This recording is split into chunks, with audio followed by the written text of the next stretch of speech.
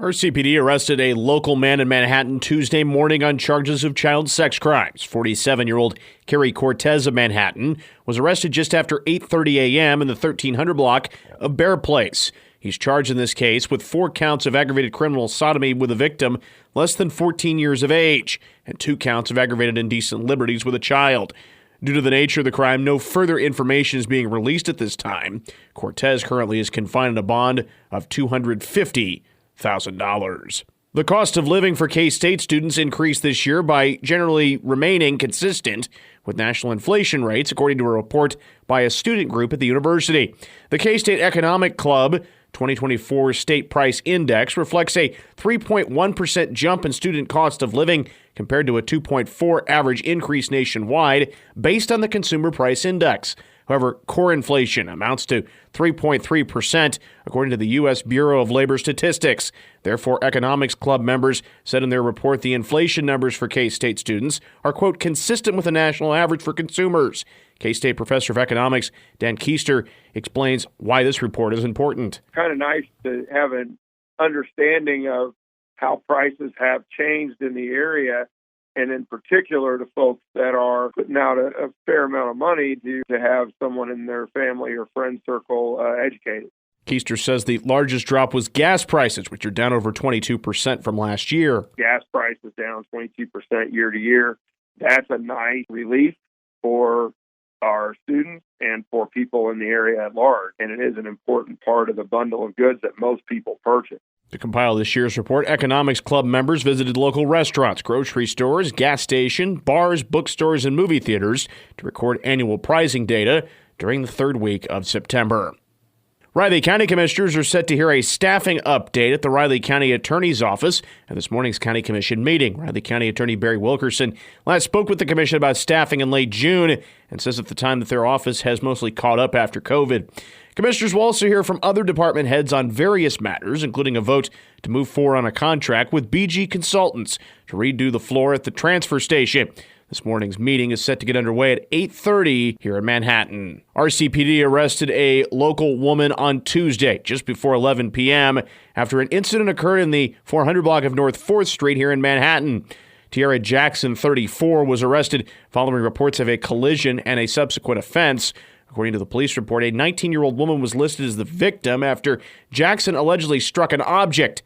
She faces multiple charges, including driving under the influence of alcohol, reckless driving, aggravated battery, failure to provide required information, transporting an open container, and interference with law enforcement. Jackson was issued a total bond of $12,000 and remains confined in the Riley County Jail at the time of this report. The investigation is ongoing, and no further details have been released by RCPD at this time. 2 KDOT construction projects are set to begin in Pottawatomie County on Monday. The first project will be to repair the county bridge near Bellevue at the Pottawatomie and Wabaunsee County line. It's expected to take 1 year to complete. The bridge is located at Showman and Paxico Roads and spans the Kansas River, and it's located approximately 1.5 miles southeast of Bellevue. A.M. Coburn and Sons Incorporated will be heading this project that'll cost $11.2 million to complete. KDOT will also start a project on the Vermilion Creek Bridge 3 miles northeast of Havensville on Armstrong Road. That project is expected to last until April of next year. The project will be headed by Ebert Construction. It will cost $670,000. There will be no marked detour on either project, and drivers will need to find alternate routes.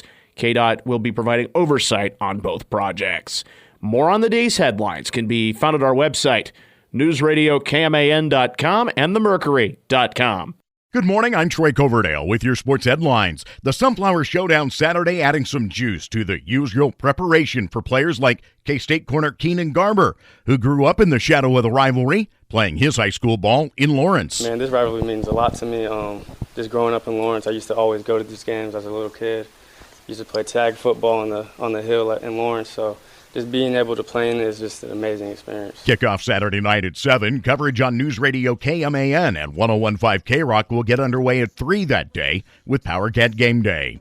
Big 12 Men's Basketball Media Day yesterday, serving as a reminder that the season is almost here, meaning K-State fans will soon be seeing a majorly overhauled roster for the first time. Among the newcomers, Illinois transfer Coleman Hawkins, named co-newcomer of the year in the conference. He says the draw to K-State was helped by a strong review of what coaches want to see from him this season. They want to exploit those positions where they feel like I'm very efficient at, and they want me to catch and shoot and just be the player who I am, but even at a higher rate. So probably just the blueprint for me for basketball. The Cats to host Fort Hays State in an exhibition next Tuesday before opening with New Orleans on election night. The deal hasn't officially been announced, but all indications are that three-time All-Pro wideout DeAndre Hopkins is headed to Kansas City. Chiefs coach Andy Reid declining to acknowledge the trade with the Titans before practice on Wednesday, saying only that general manager Brett Veach was dealing with all of that. The Chiefs take on the Raiders this coming Sunday afternoon at 3:25, with coverage on News Radio KMAN getting underway at 2.